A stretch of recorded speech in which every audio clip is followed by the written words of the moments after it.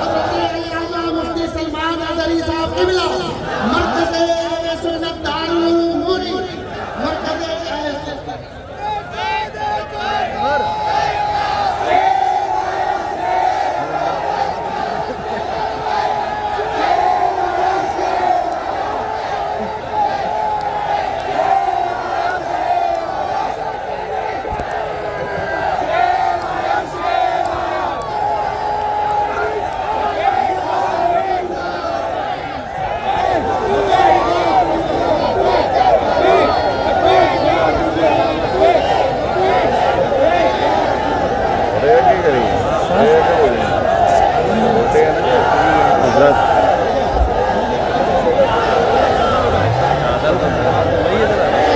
अरे रुमाल देना भैया, इधर हजरत को रुमाल देना।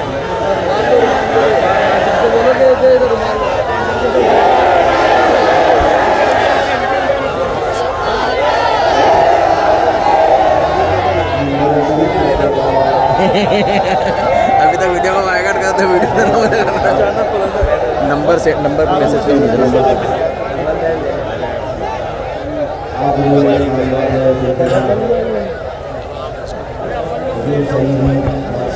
भाई जान, ए लड़का हूँ, ए भैया, ए चलो मोबाइल बंद करो।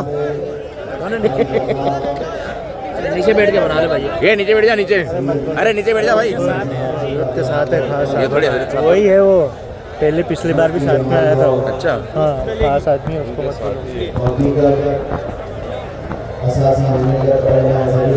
बड़ा कमजोर लेग पीस रखा हजरत ने साथ में।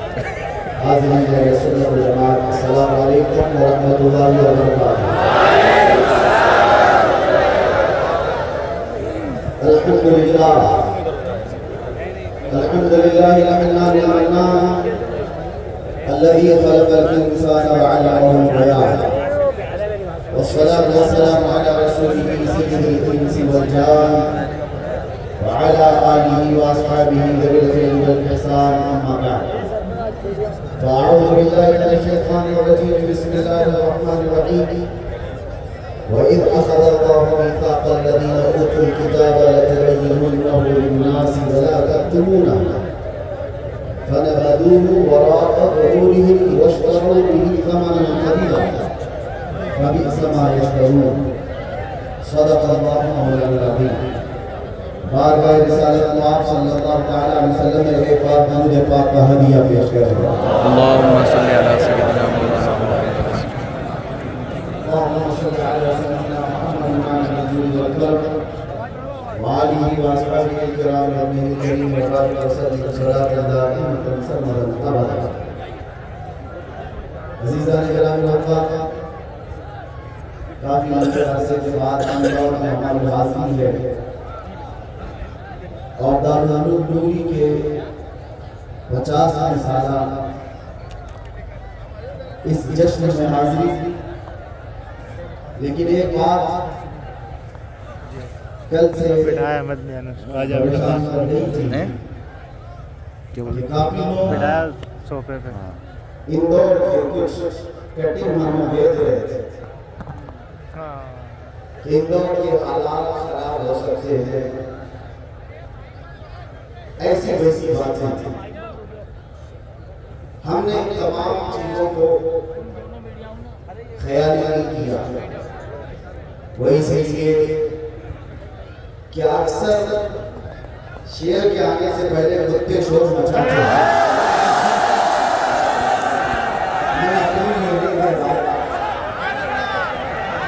میں تو یہاں کے تفریح کے لیے کہا توجہ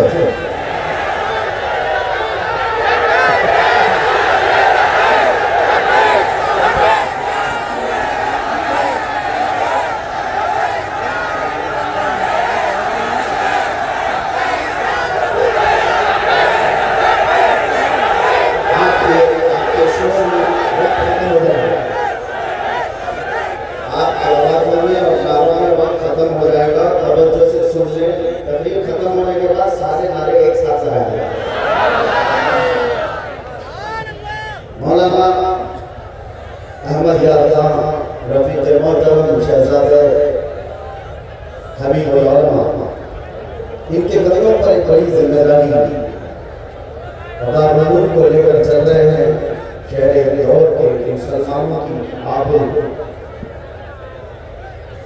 میں نے ایسے ہی کہا کہ جہاں پر اس طرح کے معاملات ہوتے ہیں، میرے عزیزوں ایک بات میں آپ سے کہنا چاہتا ہوں، یہ علماء کی محفل ہے اور دستار عظیم ہے، دستار عالمی ہے، دستار حفظ و قرأت، یہاں سے نکلنے والے علماء کی ایک کھیپ آپ کے سامنے ہے، 100 سے زیادہ علماء۔ اس لیے مجھے یہ بولنا ہو رہا نہ کہ میں لطیفے کے لیے کہ آپ کو جوش دلانے کے لیے نہیں کہہ رہا۔ جو لوگ یہ سمجھتے ہیں کہ ڈر کے مارے پھر دبک جائے ان کے لیے بولنا ہوتا ہے، ورنہ ہم اس طرح بولنے کی مزاج نہیں رہتا۔ میں نے ایسے ہی ان سے کہا تھا مولانا صاحب کیا کتوں پہ تقریر کریں گے؟ انہوں نے کہا نہیں، شیروں پہ تقریر کی۔ میرے بات صرف اتنی ہے، حق بات کہنے پر جو چاہے آپ سزا دے دیں، جیسے آپ ہیں ویسا ہی کہا ہے ہم نے۔ میرے عزیزوں، اللہ تعالیٰ نے قرآن میں فرمایا، یہ علماء کے سلسلے میں بات ہے، وَإِذْ أَخَذَ اللَّهُ مِيثَاقَ الَّذِينَ أُوتُوا الْكِتَابَ، اللہ یہاں تک کو کتاب دی گئی، علم دیا گیا، اللہ نے ان سے وعدہ دیا ہے، عہد کیا ہے۔ کس چیز کا وعدہ دیا ہے؟ لَتُبَيِّنُنَّهُ لِلنَّاسِ، لوگوں کو حق بیان کرتے رہو، وَلَا تَكْتُمُونَهُ، اور کوئی چیز چھپاؤ نہیں۔ حق بیانی سے اپنے آپ کو دور نہ کرو گے کہ علم والوں کے ساتھ اللہ نے وعدہ کیا، لیکن پہلے کے علم والوں نے کیا کیا؟ یہودی اور عیسائیوں کے متعلق آ گیا فَنَبَذُوهُ وَرَاءَ ظُهُورِهِمْ، اس وعدے کو انہوں نے پیٹ پیچھے پھینک دیا، اللہ نے کیا ہوا وعدہ انہوں نے توڑ دیا۔ وَاشْتَرَوْا بِهِ ثَمَنًا قَلِيلًا، اور حق بات بولنے کی بجائے مالداروں سے تھوڑے مال پر راضی ہو گئے، یعنی تھوڑی سے پیسوں کی وجہ سے اپنے حق بیانی سے دور ہو گئے۔ علماء یہاں سے نکل رہے ہیں، سب سے پہلی نصیحت ان کے لیے یہ ہے، تمہارے سروں پر جو تاج رکھا جا رہا ہے، اب تو تمہارا اصل معاملہ شروع ہونے جا رہا ہے۔ یہ نہیں ہے کہ تکمیل ہو گئی یہاں سے، میدان میں اترنے کے بعد اب یہ دیکھا جائے گا کہ آپ قوم کی سچی رہنمائی کرتے ہیں کہ نہیں کرتے۔ نیابت رسول کا تاج رکھا جا رہا ہے، نیابت انبیاء کا تاج رکھا جا رہا ہے، تو ہمیشہ علماء کو چاہیے کہ انبیاء کی سیرت پڑھیں، جن کو آگے سے دو ٹکڑے کر دیا گیا مگر وہ حق بولتے رہے، جن کے سر کو قلم کر دیا گیا یحییٰ علیہ السلام، وہ حق بولتے رہے۔ انبیاء کرام علیہ السلام میں سارے نبیوں کی آپ سبق پڑھیں، تب آپ کو پتا چلے کہ ہم کو نیابت کا تاج دیا گیا ہے۔ یہ سارے مسائل کو آنے والے ہیں حق بولنے پر، اسی لیے میرے آقا صلی اللہ علیہ وسلم کی حدیث سے بات ہے، افضل الجہاد کلمۃ حق عند السلطان الجاہر، حضور پاک صلی اللہ علیہ وسلم ارشاد فرماتے ہیں سب سے افضل جہاد، لفظ سنتے ہی لوگ جو ہے آج وابلہ بچا دیتے ہیں، مولانا جہاد کا لفظ استعمال کر رہا ہے، یہ مقدس لفظ ہے، پویتر لفظ ہے، اگر یہ لفظ حضور کی سیرت سے ہٹا دیا جائے گا تو آدھی سیرت ختم ہو جائے گا۔ ہم بیان کرتے رہیں گے، تمہارے پھیلائے ہوئے پروپیگنڈے کی وجہ سے اصلی لفظوں سے ہم کنارہ نہیں کر سکتے۔ حضور پاک صلی اللہ علیہ وسلم فرماتے ہیں افضل جہاد ظالم بادشاہ کے سامنے حق بات کہنا، افضل جہاد، اور یہ علماء کی سب سے پہلی صفت ہے۔ علماء ذوی احترام جب تک اس صفت سے متصف ہوتے ہیں، اللہ تبارک و تعالیٰ ان کی زبانوں میں اثر رکھتا ہے اور ان کے کاموں میں برکت دیتا ہے۔ لیکن امام غزالی رحمۃ اللہ تعالیٰ علیہ کا ایک قول ہے، آپ فرماتے ہیں وہ عالم جو حق بیانی سے اعراض کر دیا، مالداروں کی دیکھ کر ان کے حساب سے فتوے دینے لگا، ان سے کچھ مال لے کر ان کے من کی بات کہنے لگا، امام غزالی فرماتے ہیں اس مکھی سے زیادہ غلیظ ہے جو کھانے کو رکھتے ہیں۔ یہ امام غزالی رحمۃ اللہ تعالیٰ علیہ کا فرمان تھا، اس لیے وہ صرف اور صرف مال کی وجہ سے اللہ کی دی ہوئی نعمت کے ساتھ خیانت کر رہا تھا۔ عزیزان گرامی اوقات، اللہ کے نبی صلی اللہ تعالیٰ علیہ وسلم کی شریعت طاہرہ کی جو علماء ان کے ساتھ جو مسائل آئیں گے وہ حق ہوئی پر آتے ہیں، ابتلاء اور آزمائش کا دور ہوتا ہے۔ سیدنا امام احمد بن حنبل رضی اللہ تعالیٰ جن کو 5 لاکھ حدیثیں یاد تھیں، 5 لاکھ حدیثیں یاد تھیں، لیکن وقت کے ظالم خلیفہ نے ایک بار میں 3 بار آپ کی پیٹھ پر کوڑے مارے تھے۔ ایک بار کی کوڑے نہیں ہیں، 100 کوڑے لگ جاتے تھے، پیٹھ کی ہڈی آپ کی جھک گئی تھی۔ ایک ایسی بات میں آپ کو بتاؤں، اس زمانے میں بھی نہ علم کی طلب کرنے والے حق کم ہو گئے اور نہ علماء حق بیان کرنے سے گریز کرنے لگے۔ آج کا یہ دور ایسا آ گیا کہ سب لوگ مصلحتوں کے دروازے پر چھوڑنا پڑ رہا ہے۔ آج دارالعلوم نوری کے اتنے طلباء کو دیکھ کر تھوڑا تو احساس ہے کہ چلو جہاں سے کچھ تو نکلتے ہیں، ورنہ عام مسلمانوں کا رواج ہے کوئی اپنا بچہ دارالعلوم میں نہیں بھیجنا چاہتا۔ کیوں بناؤ میں مولانا، کیوں بناؤ میں حافظ مولانا؟ کیونکہ حالات بہت خراب ہے، علماء کے ساتھ کیا ہو رہا ہے یہ دیکھ کر کے تم گھبرا گئے تو یہ بزدلوں کی جماعت کہلائی کی وجہ سے۔ ایک وقت ایسا تھا، امام احمد بن حنبل کا دور ہے، ایک بہت بڑے عالم کی بات میں بتا رہا ہوں، بقی بن مخلد، یہ اندلس کے رہنے والے ہیں جو آج کا اسپین ہے، یورپ۔ اندلس میں کئی جگہ علماء سے علم حاصل کیا اور جب پیاس کی پوچھی تو بغداد کا سفر کیا۔ جہاں تک بغداد یورپ سے کئی 1000 کلومیٹر دور ہے اور پیدل سفر کیا، کئی مہینوں کا سفر کیا۔ جب بغداد پہنچے تو اس وقت لوگوں سے پوچھا امام احمد بن حنبل کہاں ہے؟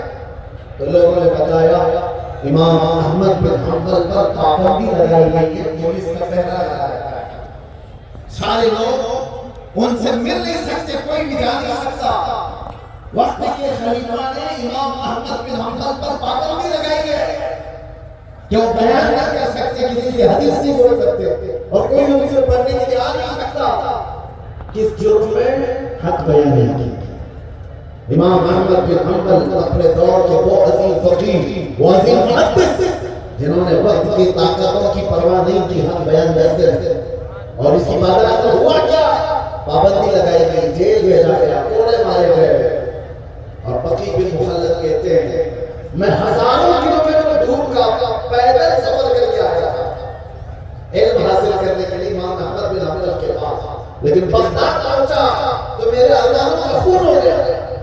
اتنے زمانے سے چل یہاں تو بچے صبح سے شام تک کا سفر نہیں کرتے علم حاصل کرنے کے، انہوں نے مہینوں کا سفر کیا تھا، اور جب پہنچے تو سنا کہ امام احمد بن حنبل پر پابندی لگائی گئی۔ یہ بیان کر سکتے ہیں، یہ سارے حالات آ سکتے ہیں۔ علماء آج سوچ رہے ہوں میں سب سے آپ سے کہتا ہوں اللہ حضور نہ لائے، لیکن ظالم اس بات میں بھی بیٹھے ہیں کہ ہماری مسجدوں کی آوازیں بند ہو جائیں، ممبر پر نکلنے والی آزادی کی آواز ختم ہو جائے، اذانوں پر پابندی ہو، یہ ساری چیزیں لائی، لیکن یہ دور پہلے بھی آ چکے۔ بقی بن مخلد اس وقت بغداد کے علماء سے پوچھنے لگے کوئی اور بڑے محدث ہیں یہاں پر؟ لوگوں نے کہا آپ فلاں مسجد میں جائیے، ایک شیخ ہے حدیث بیان کرتے ہیں۔ جا کے دیکھا بہت بڑے شیخ حدیث بیان کر رہے تھے، کچھ حدیثوں کو ضعیف کچھ حدیثوں کو صحیح قرار دے رہے تھے۔ بقی بن مخلد نے پوچھا یہ کون ہے؟ کہا یحییٰ بن معین، بڑے محدث تھے۔ علماء کو بھی اب یہاں جو فارغین علماء ہیں ان کے سلسلے میں بھی میں عرض کروں گا، باقی یہاں مجھ سے سارے بڑے علماء بیٹھے ہوئے ہیں۔ ہوتا کیا ہے ایک عالم کے ساتھ اگر مصیبت پیش آئے تو دوسرے علماء کو کیا کرنا چاہیے؟ پیچھے بیٹھ کے یہ دیکھیں کہ بہت بہت کا اندر چلا گیا ہے، اب دیکھو اس کا تماشا کیا ہوگا۔ یہی کہیں گے کسی کی گرفتاری کا مذاق کرائیں گے۔ یحییٰ بن معین بہت بڑے محدث تھے، ان کو آزادی کی بیان کرنے کی بیان کر رہے تھے، اور بقی بن مخلد کے بہت بڑے عالم وہ حدیث سننے کے لیے آئے، جا کر کے یحییٰ بن معین کے پاس کھڑے ہوئے، حدیثیں سنا اور اس کے بعد ان سے کچھ سوالات کیے اور اتنے سوالات کرے کہ لوگ پریشان ہو گئے۔ پھر آخر میں انہوں نے کان میں جا کر کے پوچھا یحییٰ بن معین سے کہ آپ امام احمد بن حنبل کے بارے میں کیا کہتے ہیں؟ ڈرا ہوا ماحول تھا بغداد کا، امام احمد بن حنبل پر پولیس نے چیز کی، علماء ڈرے ہوئے، ایسے میں بقی بن مخلد آ کر کے یحییٰ بن معین سے پوچھتے ہیں کان میں امام احمد بن حنبل کے بارے میں کیا کہتے ہو؟ آپ نے چلا لگا سامنے آؤ بلند آواز سے پوچھو، میدان میں پوچھو۔ انہوں نے کہا کہ ڈرنے میں پابندی لگی ہوئی ہے خلیفہ کی۔ یحییٰ بن معین اپنی کرسی سے کھڑے ہو گئے اور کہا تو کیا سمجھتے ہو ایسے حالات میں ہم امام احمد بن حنبل کی برائی کریں گے؟ قسم خدا کی آج کے ہوئے زمین کے سارے علماء وہ سب سے افضل ہے، وہ سب سے افضل ہے۔ ایک عالم گرفتار ہے، ایک عالم پر پابندی ہے، یحییٰ بن معین نے حق گوئی کا حق ادا کر دیا تھا۔ پابندی چاہے کسی کی لگی ہو، جو عالم حق بولتا ہے اس کو ہم مجلسوں میں بیان کریں۔ میرے عزیزو، آپ اس کے بعد سنی، مجھے پتا ہے جگہ نہیں ہے، کسی کو کوئی مت بٹھایا، جتنی دیر کھڑے ہیں خاموش سے کھڑے ہیں، جہاں کھڑے آواز پائی جائے گی نظر نہ آئے۔ بقی بن مخلد نے جب یہ دیکھا بغداد کا ایک ماحول ہے، یحییٰ بن معین تعریف کر رہے امام احمد بن حنبل، کہا ان سے ملنے کا کوئی راستہ مل ہے؟ کہا کہ ٹھیک ہے آپ کو ملنے کا راستہ مل جائے گا، فلاں جگہ پر ان کا گھر ہے، آس پاس پہرے داری زیادہ ہے، بہت پہرا لگا ہوگا۔ بقی بن مخلد سارے پہرے کو توڑ کر کے چلے آئے۔ کیسے آئے؟ ایک فقیر کا بھیس ڈالتا مانگنے کے، بھکاری کا بھیس ڈالتا کیا ہے؟ دروازہ کھٹکھٹایا امام احمد بن حنبل کے گھر کا، دروازہ آپ نے کھولا تو سیدھے ان سے کہا امام احمد بن حنبل آپ منع مت کرنا، میں ہزاروں کلومیٹر دور سے سفر کر کے آیا ہوں۔ امام احمد بن حنبل نے پوچھا کہاں سے آیا؟ کہا میں اندلس سے آیا ہوں، اسپین سے، یورپ سے، سمندروں کو پار کرنا پڑتا ہے مجھے افریقہ سے یورپ جانے کے لیے۔ تو آپ امام احمد بن حنبل نے پوچھا کیوں آئے؟ کہا آپ سے حدیث سیکھنے کے لیے، آپ سے حدیث سیکھنے کے لیے۔ کتنا لمبا سفر کیا، ہزاروں کلومیٹر دور کا۔ امام احمد بن حنبل نے کہا تمہیں شاید پتہ نہیں بغداد میں میرے اوپر پابندی لگائی گئی، خلیفہ اور اس کے پولیس پورے باہر کھڑے ہیں، جو آئے گا اسے گرفتار کر کے لے جایا جائے گا۔ بقی بن مخلد نے کہا مجھے پتہ ہے میں سارے حالات دیکھ کر کے آیا، لیکن بھکاری کو تو کوئی روک نہیں سکتا، مانگنے والے کو کوئی روک نہیں سکتا۔ آپ سے کتنا وعدہ کر دیجئے میں روز کھٹوری لے کر آپ کے گھر پر آؤں گا، جیسے دروازہ کھولے آپ مجھے جتنی حدیث سنا سبحان اللہ۔ بقی بن مخلد نے خود کہا، اس کے بعد امام احمد بن حنبل نے اس کو منظور کر لیا۔ روز کا معمول یہ تھا بقی بن مخلد کا، فقیر کا بھیس ڈال کر آتے، آج میں کھٹوری لے کر امام احمد بن حنبل، پولیس سب کھڑی ہے، دروازہ کھٹکھٹاتے تھے، جیسی دروازہ کھولتا امام احمد بن حنبل کو جو روٹیاں ڈالتے اور ڈالتے ان کو حدیث سنایا۔ ایک دو نہیں مہینوں امام احمد بن حنبل کے روزانہ حاضری دی اور کئی سو حدیث کی یاد کرتے رکھے۔ علم حاصل کرنے کی طلب تھی اور پابندی کے بعد سنانے کا جوش امام احمد بن حنبل کا تھا۔ عزیزان اکرام الوقار، میں سارے علماء سے یہ کہتا کہ سارے علماء کسی ایسے فرض میں مبتلا ہے، الحمدللہ حق دو علماء موجود ہیں، دریجے پر ساتھی ہو رہے ہیں، موجود ہیں الحمدللہ، یہاں پر ایک کثیر مجمع موجود ہے۔ حضرت علامہ اشرف جیلانی ازہری صاحب، جو لفظ میں نے کہا اس کا انویسٹیگیشن میرے سے ہو چکا تھا، مجھے بار بار پوچھا گیا تھا، بہرحال آپ جیلانی ہیں اور ساتھ میں تھوڑا جلانی ہے، مگر آپ میرے کارکار طور پر کہا مفتی ضرورت نور صاحب جیل کے دروازے کے اندر بھی میرے پاس آ گئے۔ بہرحال علماء کی کردار ہونے چاہیے، اور میں کہتا ہوں علماء کے درمیان اختلاف ہوتا رہا، قیامت تک ہوتا رہا، لیکن وہ اختلاف علمی ہوگا، نفسیاتی نہیں۔ ذاتیاتی نہیں. اگر کسی عالم کو کسی عالم کے مسئلے سے اختلاف ہے اس کے باپ دادا کو نہیں چھیڑا جاتا, اس کے خاندان اور اس کے تمام شجرے کو نہیں چھیڑا جاتا, اس کے اخلاق و کردار اس کے سارے چریتر کو نہیں لایا جاتا. آپ ہمیں بتاؤ دو بڑے علماء کی مثال امام علی مدینی, امام بخاری کا استاد تھا, امام بخاری کا استاد تھا, اور ایک امام احمد بن حنبل جن کا میں نے ذکر کیا, دونوں میں شدید اختلاف تھا. ہم نے مصر میں یہ پڑھا ادب الاختلاف بین العلماء. مفتی منظر ناز صاحب قبلہ کا بیٹا ہے, اس کا نام ارسلان منصور ہے, وہ کہیں گھوم گیا ہے, تو آپ کسی کو بھی ملے 10-12 سال کا وہ بچہ ہے, ارسلان منصور نام ہے, جو صبح سے لے کے ابھی تک آپ کے سامنے اناؤنسرنگ کر رہے تھے. مفتی منظر ناز صاحب, ان کا بیٹا ہے ارسلان منصور. اگر مل جائے, مل گیا ہاں تو بھجا دو. اللہ تعالیٰ سے ماں باپ کیا کام بنا. آمین. سنیے, دو بڑے علماء کا اختلاف میں آج کر رہا تھا.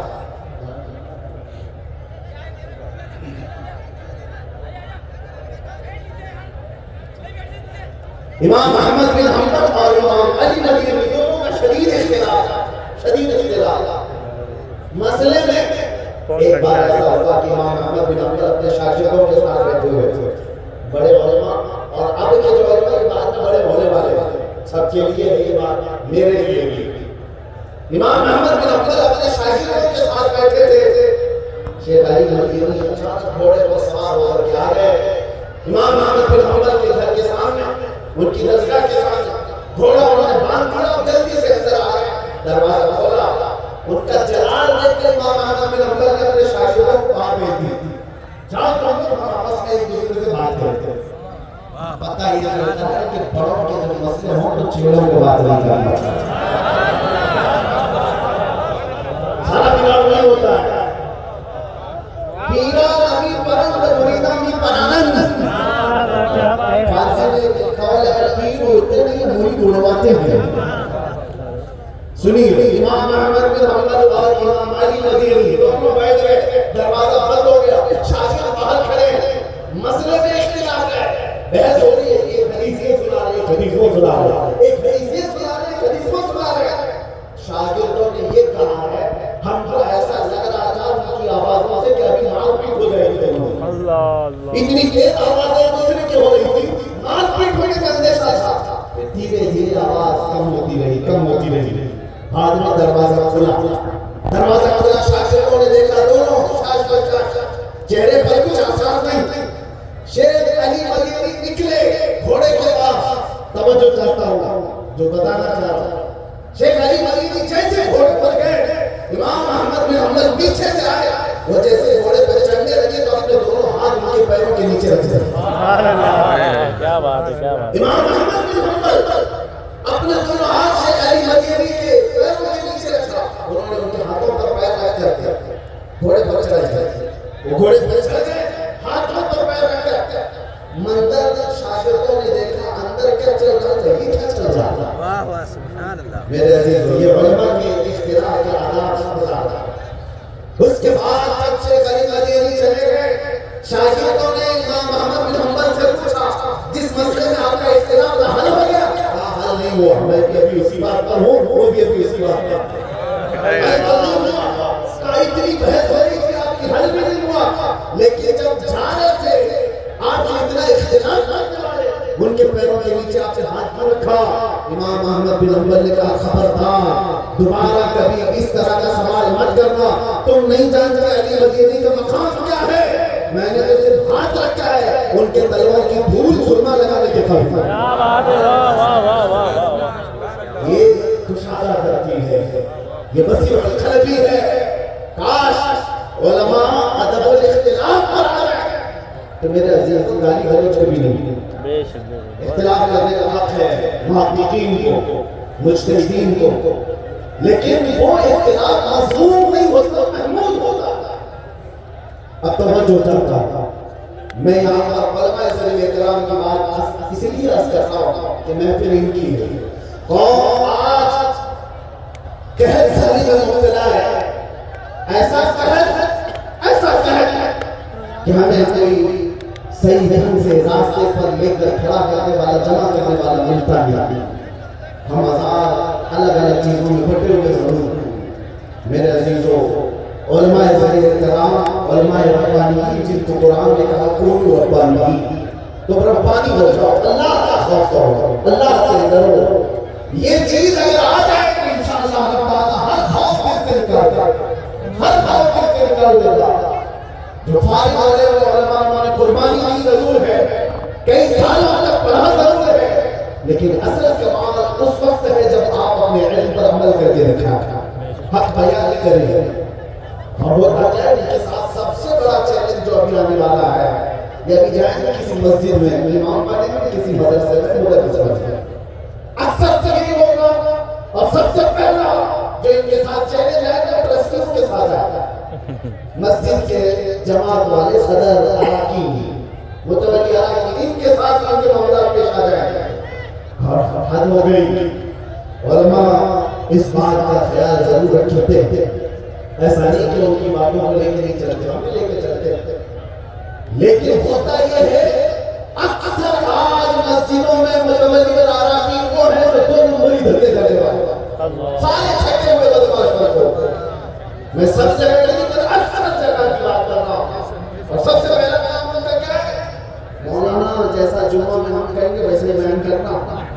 حالات بڑے خراب ہیں، آدھے سے زیادہ حالات تو صدر کے یہ کیا چاہ رہی ہیں یار؟ اور یہ علماء سے کہہ رہا ہے کہ حالات خراب ہیں، علماء سے کہتا ہے حالات خراب ہیں۔ ارے حالات کب اچھے تھے ذرا تو بتا دیں، اور کب اچھے ہوں گے وہ بتا دیں۔ کیا بات ہے، کیا بات ہے، بہت اچھا، بہت اچھا، واہ واہ واہ واہ، کیا بات ہے۔ پہلے کب اچھے تھے وہ بتا دو، یا کب اچھے ہوں گے وہ بتا دو، تاکہ ہمیں بیان تو کریں حدیثوں کو۔ ارے شراب نہ بولو تو انہیں لگتا ہے نہیں، علماء مسجد سے حق نہیں بول سکتے۔ سود پہ بولو تو لگتا ہے سیکریٹری کو بولا، اور کسی کو نہ صدر بولو۔ کیوں تم نے ایسے برے دھندے پاک رکھے ہیں؟ علماء تو حدیث بیان کر رہے ہیں، حق بیان کر رہے ہیں۔ اگر تمہارے تمام برائیوں پر انگلی رکھتا ہے تو وہ عالم ربانی ہے، سر جھکا لو۔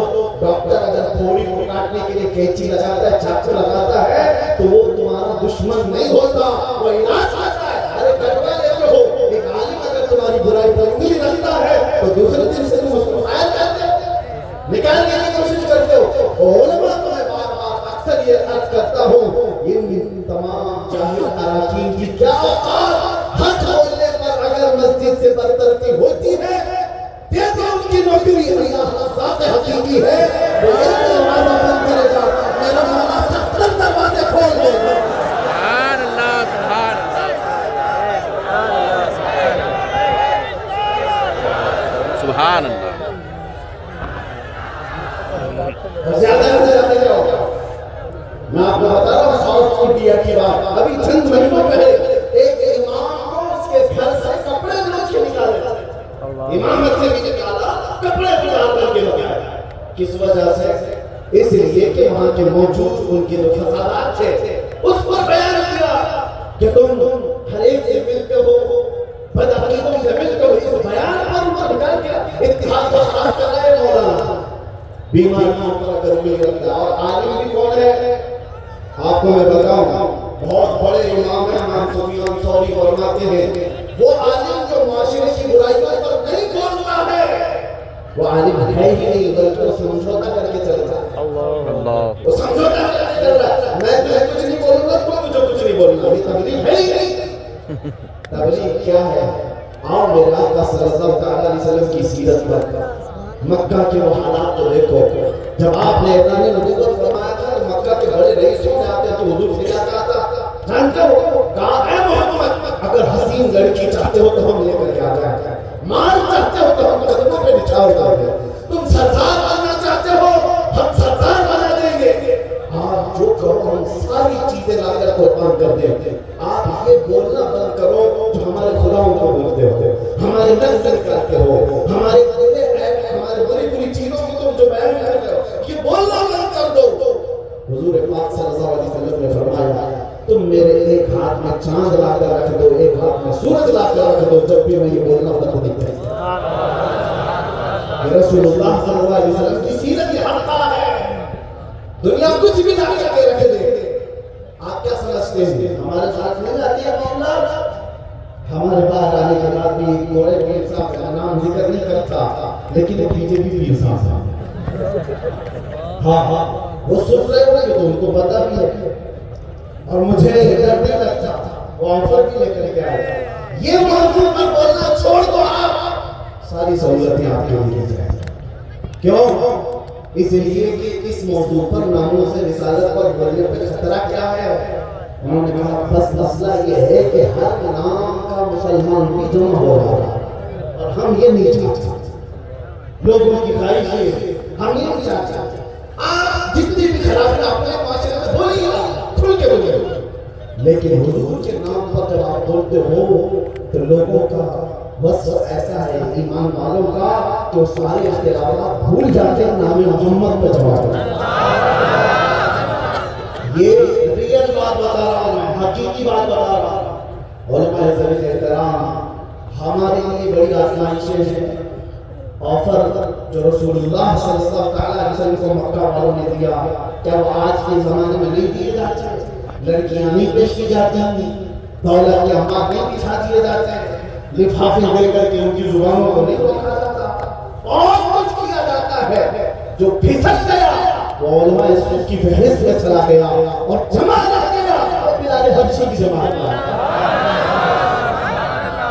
فیصلہ اس کا ہے جو علماء ہمارے بول رہے ہیں آپ یہ سوچ کر کے نکلو نور سے نکلنے والو اللہ نے یہ منصب عطا کیا ہے یہ منصب عطا کیا تو دنیا میں زیادہ سے زیادہ کیا ہوگا اللہ کی جان لے لی ہے اس سے زیادہ دنیا میں کچھ نہیں ہو سکتا اور اگر مال میں کبھی اولاد میں یا گھر بار میں تکلیفیں دی جا رہی ہیں لیکن ایک بات ہمیشہ سوچ لینا لوگ ہم سے کہتے ہیں کہ خیال کرو ذرا چھوٹے چھوٹے بچے بھی ہیں ایک مولانا صاحب نے کہا کیا ہمارے بیوی بچے نہیں ہیں اس پر کیا کیا مسائل ہو جائیں گے اندر کہتے ہیں ان کو کون دیکھے گا میں نے پڑھا کیا آپ نے سیرت کیا وہ صحابہ کی بیوی بچے نہیں تھے تو رسول اللہ کے ساتھ جاتے وہ بدر میں گئے احد میں گئے خندق میں گئے ان کے بیوی بچے نہیں تھے کیا صرف تمہارے بیوی بچے ایک جنگ ایسی ہے سعد بن معاذ رضی اللہ تعالیٰ عنہ کی بات کر رہا ہوں جنگ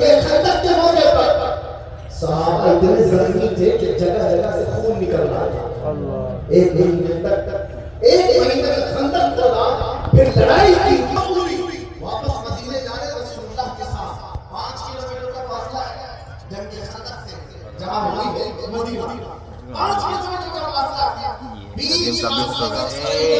ماشاءاللہ رسول اللہ صلی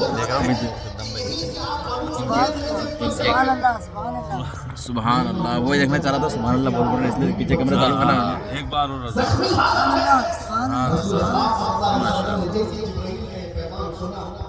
میں اپنے صحابہ سے پوچھوں یہ تھکے ہوئے ہیں مہینوں سے اپنے گھر سے دور ہیں جبرائیل نے کہا اپنے صحابہ سے پوچھے رسول پاک صلی اللہ علیہ وسلم نے اپنے صحابہ کی طرف اور کہا اے میرے عزیز صحابہ میں جانتا ہوں تم زخمی ہو میں جانتا ہوں مہینوں سے تم باہر ہو فاقے میں ہو لیکن اللہ کا حکم آیا کہ ہم یہیں سے بنی منزل کے مقابلے کے لیے نکلے صحابہ یہ کہہ سکتے تھے کہ آقا گھر جا کر بیوی سے بات کر کے آ جاؤں بچوں کے حال چال دیکھ کر کے آ جاؤں مرہم پٹی کر کے آ جاؤں جو زخم ہوئے ہیں اس کے بعد آزاد ہو کے پھر نکلیں گے اکل و شعور کو یہی کہتے ہیں لیکن جب رسول اللہ نے پوچھا تمہارا کیا خیال ہے سارے صحابہ نے ایک زبان ہو کر کہا آقا دیر کس بات کی یہی سے ان کے بیوی بچے نہیں تھے ان کی اولاد نہیں تھی میرے عزیزوں کیا صحیح صرف ہمیں کتابوں کے لیے یا ہماری زندگی کے لیے پانی دینا ہماری زندگی کے لیے ہے آج کا دور ایسا ہے جو اس کے لئے آزمائش اور علماء عزت احترام بعض لوگ یہ سمجھتے ہیں میں جاؤں کوئی اور شخص جائے گا ہوگا ہمارے ساتھ کچھ انجام برا ہو جائے گا تو کیا اس سے اسلام ختم ہو جائے گا ہمیں اگر پھانسی پر لٹکا دیا گیا تو کیا اسلام ختم ہو جائے گا میرے عزیزوں کتوں کو نہیں پتا ایک سلمان کو مارو گے اللہ تعالیٰ ہر گھر میں سلمان بنائے سبحان اللہ سبحان اللہ. میرے نام صرف مسلمان کی حیثیت سے انگریزوں نے 8 دن تک جشن منایا تھا کفایت علی کافی کو پھانسی دینے. کفایت علی کافی مراد آباد کے رہنے والے تھے. ان کو پھانسی پر چڑھایا. 8 دن تک ان کو گورنر ہاؤس میں قید کر کے ان کے جسم پر استری پھیری اور جب چمڑی جلتی تھی تو نمک میں رکھتے تھے اور اس کے بعد پھانسی پر چڑھایا.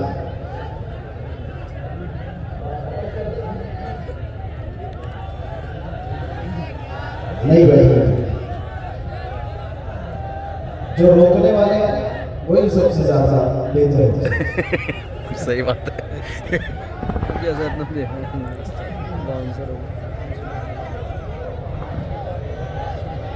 بس ایک بار خاموشی کے لیے لبیک یا رسول اللہ لبیک یا رسول اللہ. کفایت علی کافی کو پھانسی پر چڑھا کر 8 دن تک جشن منانے والے اسی لیے کہ ان کو معلوم تھا ایک ایسے عالم حق کو ہم نے پھانسی پر چڑھایا جو بولتا تھا تو لوگوں کے رونگٹے کھڑے ہو جاتے تھے. پھانسی پر چڑھایا.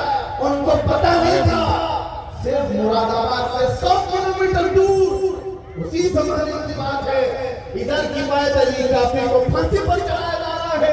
مراد آباد کے 100 کلومیٹر دور بریلی کے محمد رضا سبحان اللہ. ایک چراغ گل کرو گے مولا 70 چراغ اور روشن فرمائے. کفایت علی کافی تو کہتے تھے کوئی گل باقی رہے گا نہ چمن رہ جائے گا پر رسول اللہ کا دین حسن رہ جائے گا. وہ دار پر چڑھ گئے لیکن ان کے انتقال کے بعد ان کی شہادت کے بعد اللہ تعالیٰ نے جس مرد قلندر کو بریلی میں پیدا کیا جب جوان ہوا تو بریلی کا امام ایسا عشق بھرا تھا کہ جس کی خوشبوئیں 100 سال تک آج ہر مجمع میں محسوس کی جا سکتی ہے. عزیزان گرامی یہ دین نہ فنا ہوا تھا نہ فنا ہوگا. یہ کسی کے مٹانے سے مٹ نہیں سکتا. آپ کو فکر کی ضرورت نہیں ہے. آپ کو اپنے دین اور اپنے ایمان کی فکر کی ضرورت ہے. آپ دین اسلام کی فکر کر رہے ہو. قرآن میں اللہ نے وعدہ کیا سورہ قیامت تک اللہ کے چراغ کو کوئی اپنے منہ کے بھوکوں سے نہیں بجھا سکتا نہیں بجھا سکتا. تم اپنے ایمان کی فکر کرو. تمہارے پاس جو دین ہے وہ باقی رہے گا نہیں رہے گا.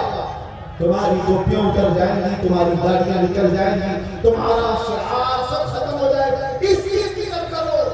ڈاکٹر آئے گے اس طرح سے کبھی ڈر کے ذریعے سے کبھی لالچ کے ذریعے سے ان نوجوانوں سے خطاب کرتے ہوئے آخری میں یہ عرض کروں گا اے نوجوانوں دنیا کی چمک دمک کو دیکھ کر کے جن لوگوں نے مصلحت کی چادر اوڑھ لی اور یہ سوچا کہ چند دن یہاں پر عیش کر کے جائیں گے اور یہاں پر آرام کر کے جائیں گے انجوائے کر کے جائیں گے ان لوگوں کا انجام بہت برا ہونے والا ہے. دین کے ایسے حالات کے وقت جنہوں نے رسول اللہ کا دامن چھوڑا. آپ کو میں ایک بات بتاتا ہوں. حضور پاک صلی اللہ علیہ وسلم نے قیامت کے اخیر میں پیش آنے والے جو حالات ہیں اس نے ایک جنگ کا ذکر فرمایا الملحمۃ الکبریٰ. ایک بڑی جنگ ملک شام میں ہوگی. حضور فرماتے ہیں 80 جھنڈوں کے نیچے کفار مشرکین دشمنان اسلام آئیں گے. ہر جھنڈے کے نیچے 12,000 کی فوج ہوگی جو تقریباً 9.5 لاکھ کے قریب ہوتی. 9,60,000 کے قریب وہ فوج ہوگی. لڑنے والے مومنین حضور پاک صلی اللہ علیہ وسلم آج کی خبر دیتے ہوئے فرمانے وہ جنگ اتنی خطرناک ہوگی آج تک کبھی ویسی ہوئی نہیں اور کبھی ہوگی بھی نہیں. اتنی بڑی اس کا ماحول تو بیان کیا میرے آقا نے. یہ میرا بہت خاص نقطہ آپ کو سن کر جانا ہے. سارے لوگ مومنین کی جو جماعت تھی مسلمانوں کی جو جماعت حضور فرماتے ہیں پہلے دن لڑائی ہوگی تو 1/3 ایک تہائی میدان چھوڑ کر بھاگ جاتے ہیں. یہ مسلمانوں کے بارے میں کہا ہے ایک تہائی میدان چھوڑ کر بھاگ جائیں گے. لیکن رسول اللہ نے اس کے ساتھ یہ بھی فرمایا وہ روئے زمین کے سب سے بدترین لوگ ہوں گے ان کو توبہ بھی نصیب نہیں ہوگی. حضور نے فرمایا وہ میدان چھوڑ کر بھاگا ایسے وقت میں جب دین کو ضرورت ہو. حضور فرماتے وہ روئے زمین کے سب سے بدترین لوگ ہوں گے توبہ بھی نہیں ہوگی. دوسرا دن یا دوسرا مرحلہ جنگ کا؟ میرے آقا صلی اللہ علیہ وسلم فرماتے ہیں 1/3 حصہ مسلمانوں کی جماعت کا شہید ہو جائے گا، قتل ہو جائے گا. 1/3 پہلے میدان چھوڑ کر بھاگے اور 1/3 قتل ہو گئے، شہید ہو گئے. اب حضور فرماتے ہیں آخری جو 1/3 حصہ بچا اللہ تعالیٰ اس جماعت کو فتح مبین عطا. سبحان اللہ. پتہ یہ چلا فتح مبین دیکھنے کے لیے کچھ اپنوں کی غداری بھی دیکھنے پڑے گی اور کچھ اپنے عزیزوں کی موت بھی دیکھنی پڑے گی. بات سمجھ میں آ رہی ہے؟ کچھ اپنے چھوڑ کر لے جائیں گے اور کچھ اپنے شہید بھی ہو جائیں گے. یہ سب چیزیں دیکھ کر جو برداشت کر کے کھڑا رہ گیا اللہ اسے فتح مبین بھی دکھایا گا، اسے فتح مبین دکھایا جائے گا. آج کے حالات میں آپ کس زمانے میں جانا چاہتے ہو؟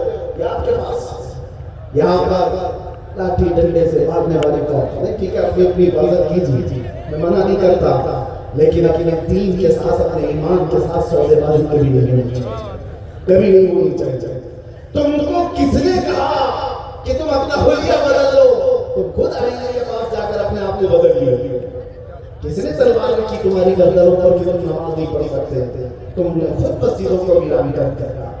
عزیزان اکرام وقار، کیا رسول اللہ سے وفا کرنے والی جماعت ایسی ہوگی جو حضور کو یہ کہتی ہو لبیک یا رسول اللہ، اے اللہ کے رسول میں حاضر ہوں؟ تو کہاں حاضر ہے؟ کہاں مسجد میں حاضر ہے؟ کہاں حاضر ہے؟ نعرہ لگانے کے لیے حاضر ہے؟ تم اسلام زندہ باد کہتے ہو، یہ کہاں ہے اسلام زندہ باد؟ تمہاری بیویوں پر زندہ ہے اسلام؟ تمہاری بیٹیوں پر اسلام زندہ ہے؟ شادیوں کی محلات میں جا کر لیکن اسلام دور دور تک دکھتا ہے. پھر اسلام کہاں زندہ ہے؟ کہاں زندہ ہے؟ یہ جلسوں میں آپ اپنے گھروں سے اسلام کو زندہ کریں. سڑکوں پر آ کر کے نعرے لگانے سے نہیں اسلام زندہ، آپ کے گھر سے اسلام زندہ، آپ کی بیٹیوں سے اسلام زندہ ہو، آپ کی بہنوں سے اسلام زندہ ہو، آپ کی بیویوں سے اسلام زندہ ہو. ارے تمہارے چہروں سے اسلام زندہ ہو. آج سڑک پر پکڑ کر کے کسی نوجوان کو پوچھنا پڑتا ہے کیا نام ہے تمہارا، تاکہ آئیڈینٹی ہو. اس سے بھی نہیں پتہ چلتا، نام بھی اس نے ایسی کامن رکھ لیا، بابو ببلو راجا، پتہ ہی نہیں چلتا. پھر باپ کا پوچھنا پڑتا ہے، باپ بھی پتہ نہیں راجو باجو کیا ہے، دادا کا پوچھنا پڑتا ہے، تب بھی پتہ نہیں چلتا. ارے نادانوں، تمہیں معلوم کرنے کے لیے اتنا شجرہ پوچھنے کی ضرورت کیوں آئی؟ اپنا حلیہ ایسا بنا لیتے، دور سے دیکھنے والا کہتا مدینے والے کا غلام. سبحان اللہ، دور سے دیکھنے والا بچہ سبحان اللہ. علماء ذرا احترام جانتے ہیں، ہم اپنا لباس کہیں نہیں اتارنا چاہتے. ہم جس حالت میں ہیں اسی حالت میں دنیا سے جانا بھی پسند کرتے ہیں. ایئرپورٹ پہ جاؤ، ٹرین کے اسٹیشن پر جاؤ، ارے میرے عزیزوں کچھ لوگ یہ کہتے ہیں ہاٹ نہیں فیل ہوتا، ہاٹ نہیں فیل ہوتا. ہاٹ کیا فیل ہو، فخر فیل ہوتا ہے. دور دور تک بیٹھا ہوا بھی نظر اٹھا کر دیکھتا ہے. کیوں دیکھتا ہے؟ جب لباس نہیں، اسے پتہ نہیں کس کا غلام. ہاٹ نہیں فیل ہوتا، فخر فیل ہوتا ہے.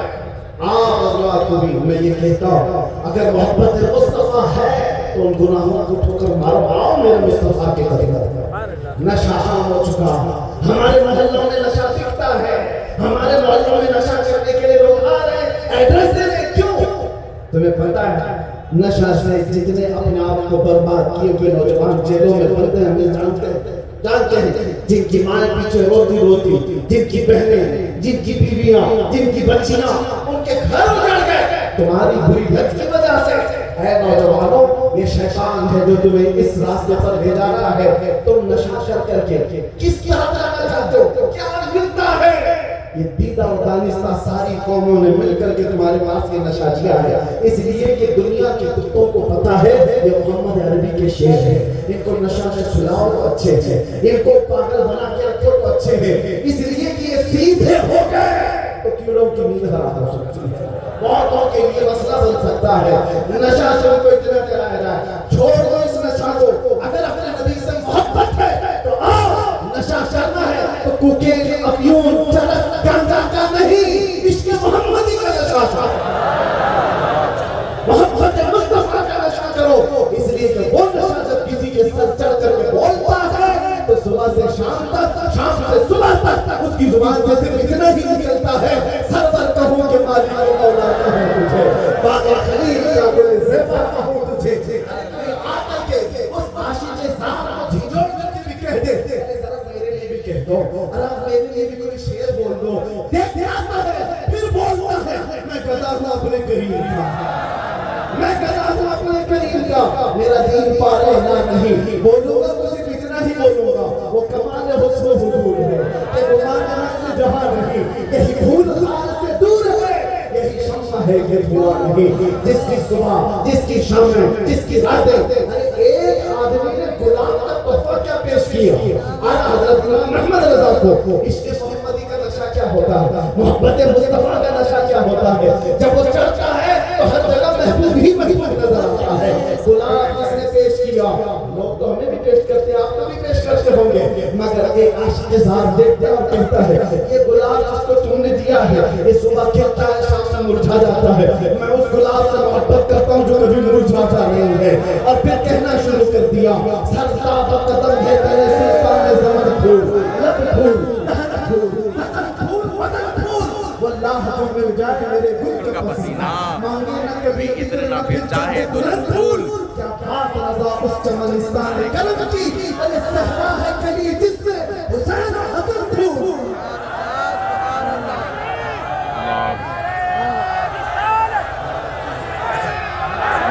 जिंदाबाद। इश्क़ मोहम्मदी का नशा हो तो फिर आदमी को दूसरा कुछ नजर नहीं आता, और फिर तकलीफें किस बात की। हमने देखा है जो नशा में 36-36 घंटे सोए पड़े रहते थे, पुलिस डंडे मार मार के थक जाती थी, वो उठती उन्हें पता ही नहीं, दर्द ही नहीं।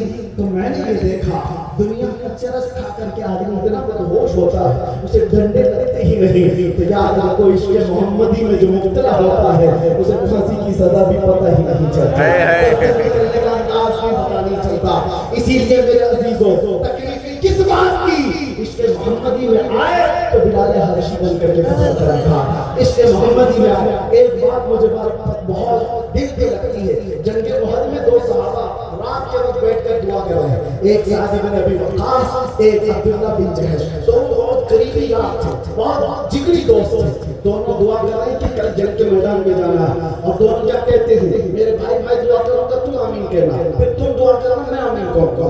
साद बिन अबी वक्कास ने कहा ठीक है आप दुआ कीजिए। अब्दुल्ला बिन जहश दुआ के लिए हाथ उठाते और यूं कहते, साद बिन अबी वक्कास पहले तो दुआ के लिए हाथ उठाते और कहते, ऐ अल्लाह जब कल मैदान जंग में जाना पड़े मेरे मुस्तफा के साथ में रहो तो मेरा मुकाबला किसी बड़े ताकतवर पहलवान से हो जाए, कभी मैं उसको दाएं से मारूं, कभी बाएं से मारूं, कभी सामने से, कभी पीछे से, और उसके बाद गिरा दूं और फिर कहूं लब्बैक या रसूल अल्लाह। सुभान अल्लाह, सुभान अल्लाह, लब्बैक या रसूल की तर्जुमानी कर रहा हूं, ख्वाहिश है ये नहीं कि छुप छुप के कहीं थोड़ा सा उंगली कटा के शहीदों में नाम लिखा था।